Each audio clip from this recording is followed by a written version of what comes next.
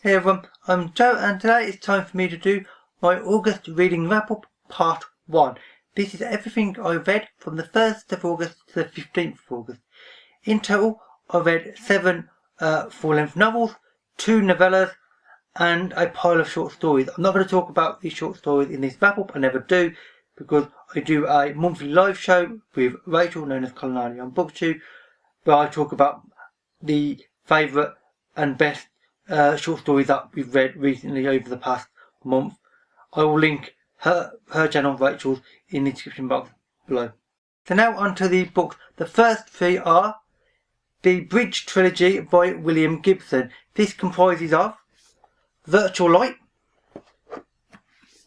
Idoru, I think I'm pronouncing that correctly but I'm not sure, and All Tomorrow's Parties.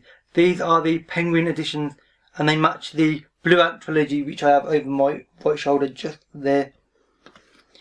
These 3 books are near future techno thrillers. They are not cyberpunk. Everybody thinks of William Gibson as being cyberpunk, but frankly more of his books are non-cyberpunk than they are cyberpunk. These are about, well, the first one in particular anyway, about a pair of virtual reality sunglasses gets stolen and the person who steals them doesn't realise how valuable they are due to certain information and data that is actually on them. And this creates a chain of events where a lot of people really want these virtual reality sunglasses back because they hold data that is both damaging for some people and extremely beneficial to others. So the characters all then working cross purposes, crossing over multiple points, trying to get these back. Some of them are just trying to merely destroy the sunglasses and the data, and it's an interesting book with a curious plot and a very curious writing style. Gibson's writing style isn't for everybody, I'm well aware of that. Some people can't get into his writing style, which frankly I can understand because it even took me a while, although I do like his writing style now, of course, because I've read almost everything by him. The only remaining Gibson book I haven't read is his newest one, which is The Peripheral, which I'm not going to go on about that anyway, but so let's say I'm very eager to read that one. This trilogy is a particularly good one.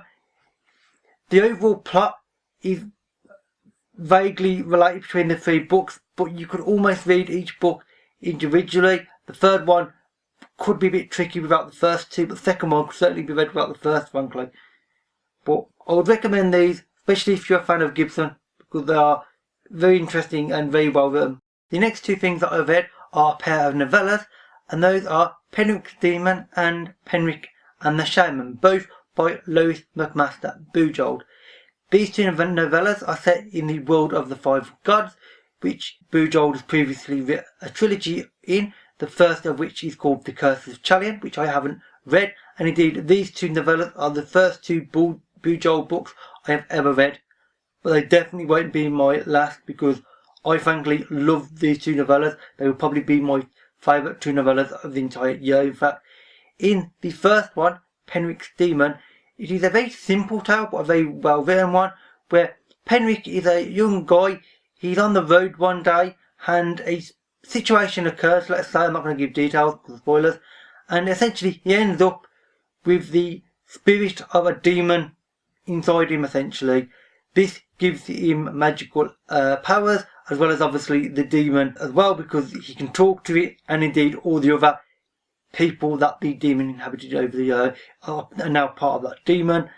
And it's a beautifully written story, it really is. I cannot put into words just what the writing style is like. It is very traditional fantasy, you know, there are no high philosophical concepts or unusual ideas in it particularly. It is just extremely well written, and the main character, Penric, is just frankly a really nice guy who genuinely just wants to help people, which frankly for fantasy is actually fairly rare because most characters just have an ulterior motive and there's all large scale events going on. In this, it's not. It's nice, straightforward and just really fun to read, frankly. The next book that I read was Fallen Dragon by Peter F. Hamilton. If you didn't know by now, I really like Peter F. Hamilton. I've got most of his books above my head right there.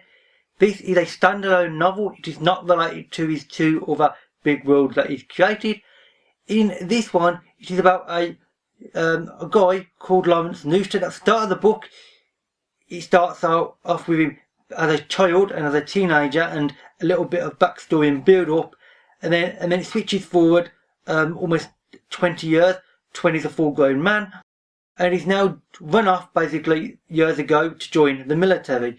The military that he's joined up with, though, is part of a sort of corporation, and this corporation lends money to planets that are sort of settling worlds like from scratch, and essentially he then sends in a armed force decades later to essentially get its money's worth back from the planet, often at the end of a gun. And indeed that's what Lawrence Newton has got himself mixed up in. It's essentially legalised piracy, frankly. The one planet that Newton goes to is obviously, of course, the main planet is set on, and there is a resistance and an underground to it. They are surprisingly well informed and well armed, which is unusual for them because this is an army that is very well prepared, and normally they have better technology than pretty much everybody, but unusually they're actually second place in this situation. And Lawrence Newton also thinks he knows about a particular treasure on this planet that he wants to get hold of and possibly sell, and then you can just disappear forever and just live quietly somewhere without military or main government. And the overall plot is really, really fun. The writing style is really, really good as well. If you're familiar with Peter Hamilton, then you'll probably enjoy this, because I certainly did. It is longer than it appears, however. I mean, this only looks about 500 pages. It's actually 800 pages plus, just about. So when I actually got into it and then realised it's longer, I was like, oh, okay. I don't mind big books, but it is a surprise. So be aware of the length. If you don't like very long books, then you may not like this. But I really did, and it's a good space opera.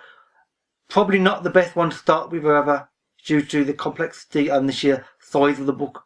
The next book that I read was Barricade by Jon Wallace. This I got for free from the publisher via NetGalley in exchange for an honest review. That's the disclaimer part out of the way. This is a science fiction book. It is the first of a trilogy. The trilogy is called the Kenstibic Trilogy. Kenstibic, I think I pronounced that correctly, is the name of the main character. He is a official, or an artificial human, which was created by humanity, and indeed the whole sort of race of these artificial or official humans. And it's set in a dystopian Earth. In particular, this book is set in England, and the robots or artificials have essentially rebelled against humanity, and because they've used pure logic to realise that the only way to sort of restore and stop the Earth from sort of falling apart, and because obviously the way we're polluting and destroying the planet and the atmosphere, is by basically there being a lot less humans alive, ergo killing lots of humans, as you do. The robots or artificials are now in bunkers, which are obviously barricaded in roads and things, hence the title of this first book. And the one character, Kenstibic, he was designed to be a construction person, but he's no longer doing that. He's now a taxi driver, essentially, and he ships people between the different barricaded outposts of artificials. On one of these trips where he's moving a official reporter, they get hold of a human guide, a real as they like to call them, and events basically take various turns for the worse when they get up against a barricade, a roadblock, and various combat type situations occur, and people are not sure who others are, and it's a really interesting book overall. I like the interaction between the artificials and the real humans, and in particular the two main ones. And indeed, the reporter is a curious character. I'm not going to say in what way, but they may or may not be what you think. But then again, you can say that about most of the characters are possibly deceiving in certain ways. I really like this book overall. It does have its flaws, so I only rated it a 3 out of 5 stars on Goodreads, but I definitely do want to read the second and third book in this trilogy, when, of course, I don't know, but I always say that. The penultimate book is Separation of Power by Vince Flynn. This is the 5th book in the Mishap series. There are 14 of them in total. The Mishap series is a thriller series with action and political elements to them. He is essentially a CIA assassin. In this book, going by the back of the book at least, it sounds as though the whole book and an entire focus of the plot is going to be about the fact that Saddam Hussein has managed to get hold of 3 nuclear warheads. He's making missiles for them in Iraq, and obviously Mishap and indeed the CIA and things will be involved to try and stop this. It's a big race against time. Frankly, that's kind of inaccurate, really, because yes, that is part of the book, but fairly small compared to the overall plot. I mean, that's about maybe a quarter of the book is dedicated to that. That just helps along the main plot, which is the fact that the previous head of the covert operations of the CIA died a few weeks before the start of this book. He's in the previous 2 books as well. And the new director, or at least the new wannabe director, is Irene Kennedy, who is Mishap's boss. And basically there are various political figures that do not want her to take the role over because they can't control her and they can't manipulate her, and basically they want to be able to control the CIA and its intelligence for their own ends. And Irene Kennedy is not that kind of person, she's very honest and she is very loyal and patriotic to the country, and this is not going well with, frankly, the greed of certain characters. I did enjoy this book overall. However, the one thing that really damages this book quite badly, unfortunately, is a returning character, I'm not going to say their name, from an earlier book, who was okay in the earlier books.